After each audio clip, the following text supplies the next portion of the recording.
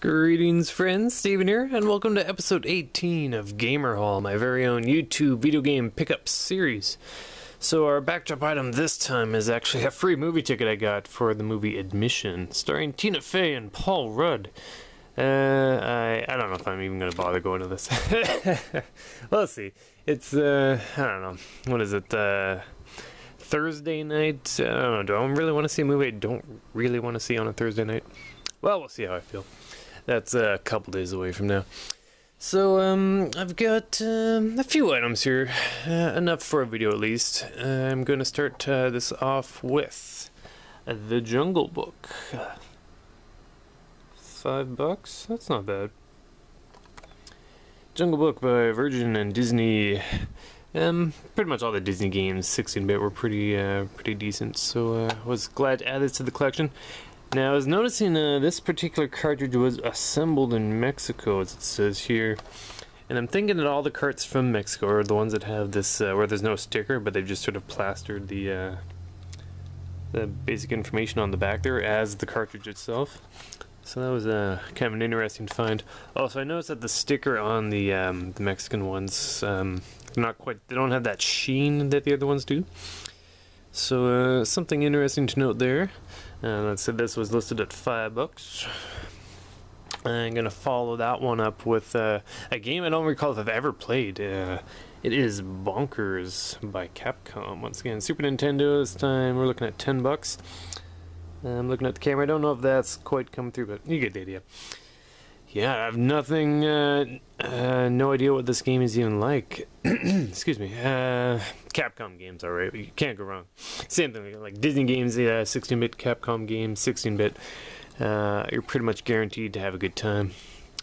And of course, I believe Bonkers was just a cartoon. I don't remember much about it though. It must have been alright, because at least it has a game for it. It's one of the later cartoons that they did, I think. Next up is a game that I actually just shot an episode of Game Start for. Is Mighty Morphin Power Rangers by Bandai.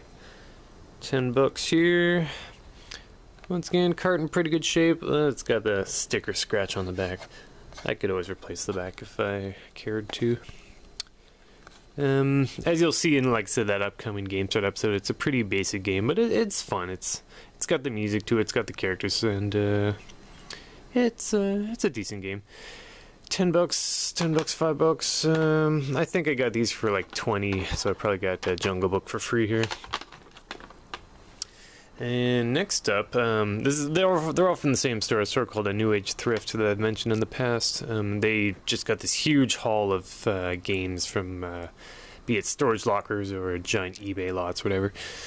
And I grabbed the games that appealed to me, and the next one, Addams Family Values by Ocean. Once again, $10. This I really didn't know much about. I thought it was going to be a side-scroller, but after looking it up here on YouTube, I'm discovering that it's almost like an unofficial sequel to Fester's Quest on the NES. So I'm actually quite looking forward to trying this out. I haven't yet. Like I said, I just got this yesterday, I think. And yeah, it looks interesting, kind of dark, kind of spooky, which I guess makes sense for the Addams Family. And yeah, I will definitely try this out and let you guys know what I think at some point. Once again, possibly a Game Start episode like we did with Power Rangers here. And along with this one, I also picked up, once again, I told myself not to start collecting Game Boy games, but I was actually on Twitter and some people were discussing the game Penguin Wars. And wouldn't you know it, I actually found the Japanese version, Penguin-kun Wars versus by ASCII, ASCII. Never knew how to pronounce that. I should note that the cart here has a little crack in it, so I suppose at some point I might just replace this backboard. But yeah, kind of a cute little. The Japanese always had better cover art, didn't they? It's kind of neat. And like I got this case for free with it. I think I paid, what was it, like maybe 15 for those two. This game actually, it's, I don't know, is it rare? You tell me. I'll look it up on eBay or something, see what kind of prices people come up for, but it's not something I see very often, so definitely glad to add that to the collective. Alright, next up, I've just got a box, and you'll see it in the little cover picture I'll make for this video.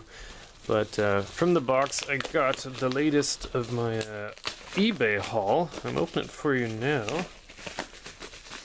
And checking it out for the first time myself. This is, I think I got this for maybe $10 or something.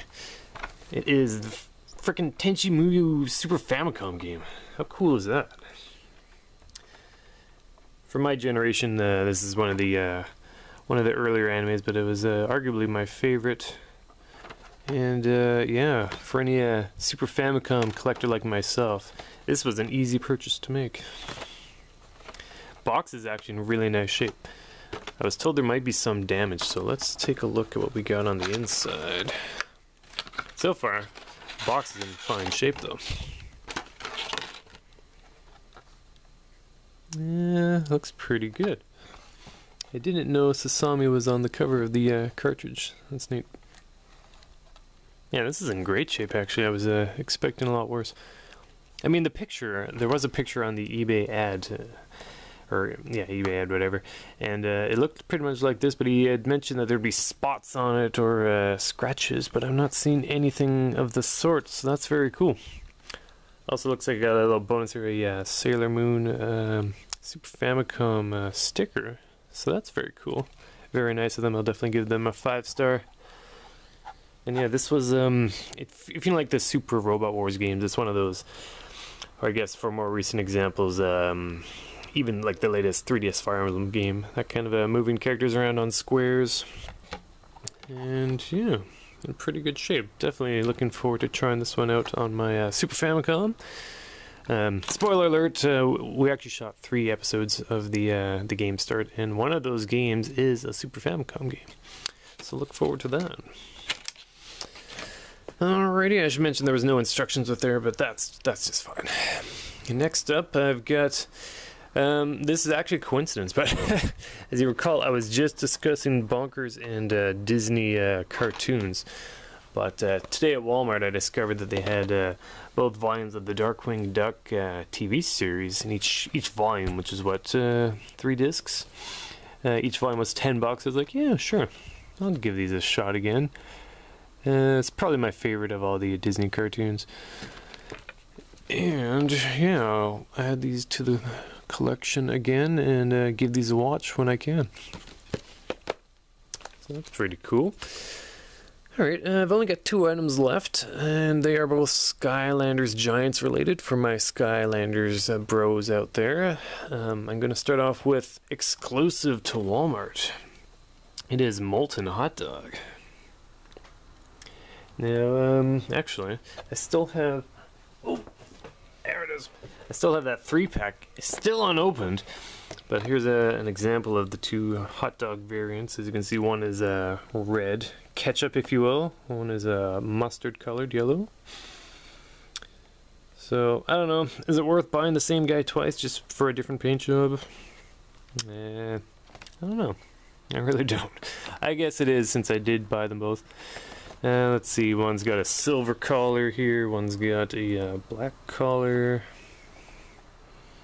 They both look ready to rock. So, regular hot dog, molten hot dog, exclusive to Walmart. And of course these are what, like $10 each. And I also discovered today, this time at Toys R Us, the final giant. It is a Ninjini. I don't know, this is I never really understood the design here. I get it, she's like a genie, and she's like a ninja and genie, and all of that. It's an interesting design. One thing I actually do like though is her smoke legs here. They're actually a bit translucent. It's kind of hard to tell if that'll show up on the video here or not. But yeah, once again, assuming I open these, I will give her a shot and we'll see how she plays in game. But yeah, that's pretty much it. So once again, thanks so much for watching. Stay tuned to my channel here where, like I said, I have got 3 Game Start episodes to upload.